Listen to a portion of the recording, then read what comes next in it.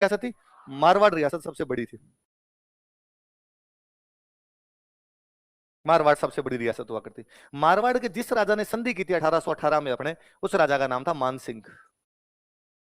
क्या नाम था?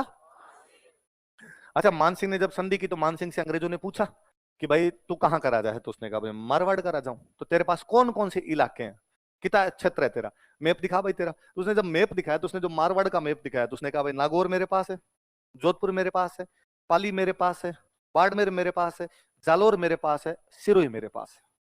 बाकी सब बातें तो उसकी सही थी, पर सिरोही उसके पास नहीं था।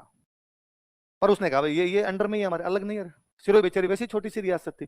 तो अंग्रेजों ने ये समझा भाई सिरोही किसके अंडर में आता है? मारवाड़। तो जब यदि हम मारवाड़ से संधि कर लेंगे तो सिरोही से संधि करने की आवश्यकता।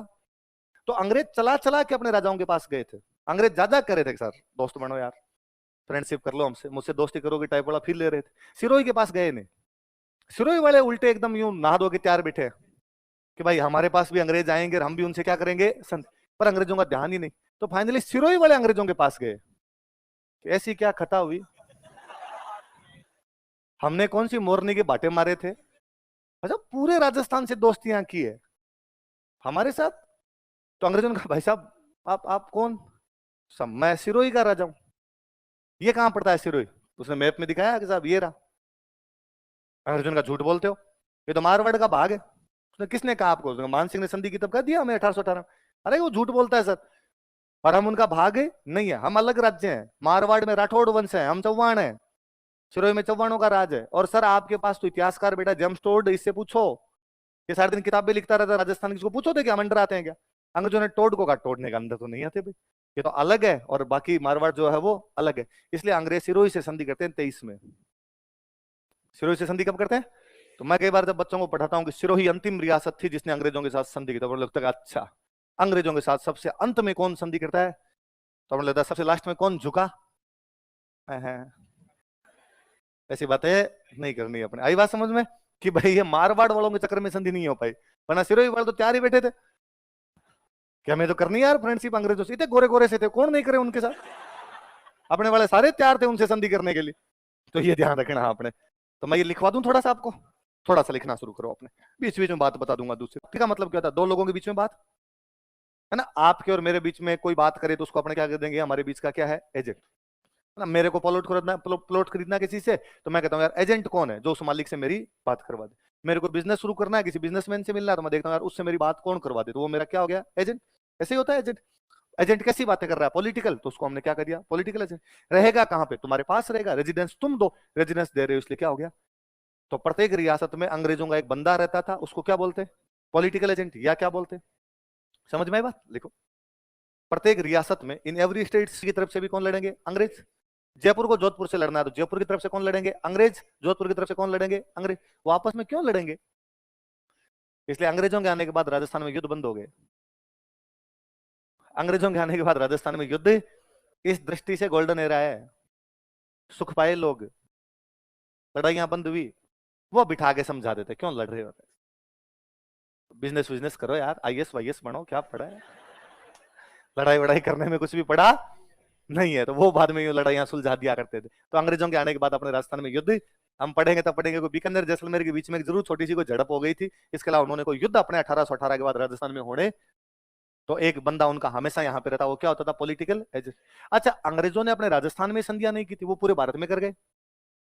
पूरे भारत में छोटे मोटे भी ले दे के 500 से ज्यादा राजा थे, 550 के आसपास राजा। कितने राजा थे, साढ़े। तो 550 राजा, तो पॉलिटिकल एजेंट भी कितने हो गए, 550।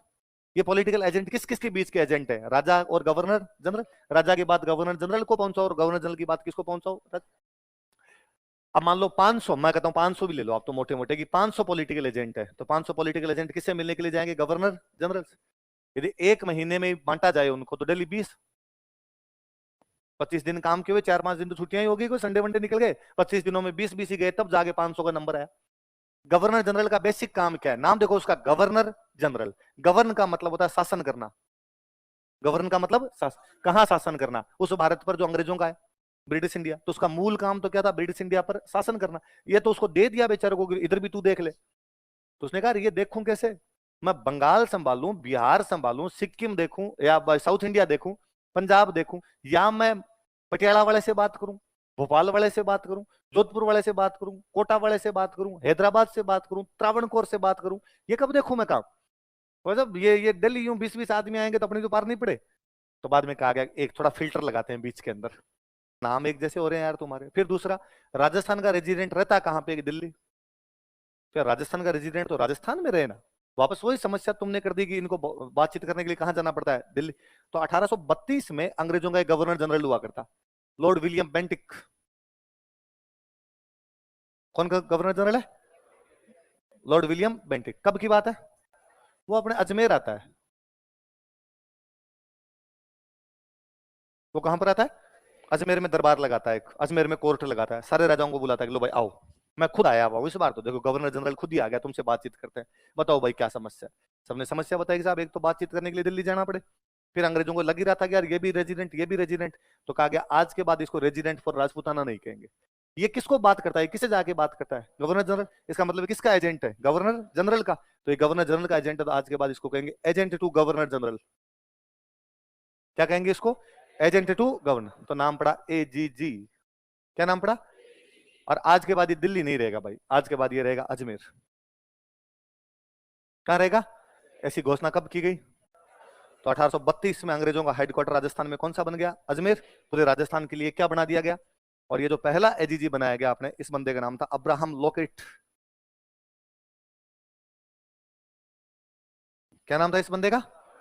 तो अब्राहम लोकेट कौन था राजस्थान का पहला? क्या फुल फॉर्म होती है एजीजी की? एजेंट टू गवर्नर जनरल का एजेंट। वो है तो एजेंट ही, सीधा सीधा बात समझ में आ रही। अब इसका मतलब हर रियासत में तो कौन है? Political agent. पूरे राजस्थान का कौन है? एजीजी। और पूरे भारत का कौन है? सबसे ऊपर जीजी, फिर एजीजी, फिर कौन हो गया? याद आ जाएगी बात। आज कहां पे रहेगा एजीजी? आज राजस्थान में गर्मी पड़े भयंकर वाली, अपने तापमान गर्मियों में 55 डिग्री चला जाता है। ढंके भले गोरे की भाफड़ बढ़ गई बेचारे की।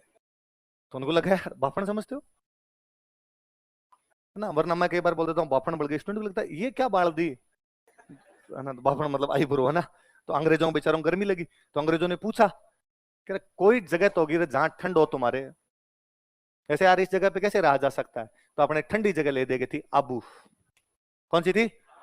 तो उनका वहां चलो रे मरने दो इस अजमेर को। तो 1845 के अंदर एजीजी अपना हेडक्वार्टर कहां पे ले गया? अब हालांकि कहा यह था कि थोड़े दिन रहेंगे अजमेर और थोड़े दिन कहां रहेंगे, अब मुख्यालय कहां भेज दिया गया। अब दिक्कत दूसरी आई, अब एजीजी अजमेर रहना बंद ही हो गया। अब एजीजी ज्यादातर टाइम कहां पर रहता था? पर भाई मुख्यालय हमेशा बीच में होना चाहिए ना। अजमेर तो बीच में, आबू तो साइड में पड़ा है। आबू से आगे तो गुजरात शुरू हो जाता है, राजस्थान खत्म हो जाता है। तो हिसाब से तो आप अजमेर में रहो, अजमेर बीच में। अजमेर राजस्थान का हृदय है। अजमेर क्या राजस्थान का? कि भाई पृथ्वीराज चौहान की उनकी राजधानी हुआ करती थी अजमेर। पृथ्वीराज चौहान जब तराइन के युद्ध में हार गया, पृथ्वीराज चौहान बाद में अपनी राजधानी दिल्ली बना लेता है, पर अजमेर फिर भी चौहानों का मुख्य केंद्र था। लेकिन जब पृथ्वीराज चौहान हार गया, भाट में राज आ गया तुर्कों का। किसका राज आ गया? तो तुर्कों ने दिल्ली पे कब्जा किया, पर उन्होंने अजमेर पे भी कब्जा रखा। और उन्होंने कहा राजस्थान को कंट्रोल यदि करना होगा तो कहां से कंट्रोल करेंगे? अजमेर। तुर्कों के बाद में राज आ गया मुगलों का, तो मुगलों ने भी अजमेर पे कब्जा रखा, का राजस्थान को कंट्रोल कहां से करेंगे? अजमेर। मुगलों के बाद आगे मराठे, तो मराठों ने भी अजमेर पे कब्जा करा, कि राजस्थान को कंट्रोल कहां से करेंगे? अजमेर। मराठों के बाद कौन आगे? अंग्रेज, तो अंग्रेजों ने भी राजस्थान को कंट्रोल कहां से किया? अजमेर से। इसलिए अजमेर राजस्थान का हृदय है, हार्ट ऑफ राजस्थान है। ये नहीं कि कोई अजमेर के अंदर धमनियां और सिराएं बहती है। आपको लगता है रक्त परिसंचरण तंत्र उधर से ही कहीं होता हो, कि ब्लड सर्कुलेशन होता हो वहां पे, इसलिए हृदय है। वहां से पूरा राजस्थान कंट्रोल किया जाता था। और अजमेर राजस्थान में मिला था 1956। अजमेर को राजस्थान में कब मिलाया गया? 1956। यदि पहले मिला देते तो राजधानी अजमेर होती, अपनी राजधानी जयपुर नहीं होती। और ये तो 56 में भी अजमेर वालों ने तो कहा था कि जयपुर किस बात की राजधानी है? राजधानी हम है। 1000 साल से जब राजस्थान हमसे कंट्रोल होता था, अब भी राजस्थान को राजधानी बनाई जाए। लेकिन बाद में लोगों ने कहा कि अब रहने दो, अब जयपुर है तो है, अब रहने दो, अब जयपुर ही पड़े रहने दो। तब जाके जयपुर राजधानी बन पाई थी। और यदि शुरू में अजमेर शामिल हुआ होता तो राजधानी कौन सी होती? पर अब एजीजी अजमेर तो आ ही नहीं रहा। अब एजीजी कहां पर बैठा है? आबू।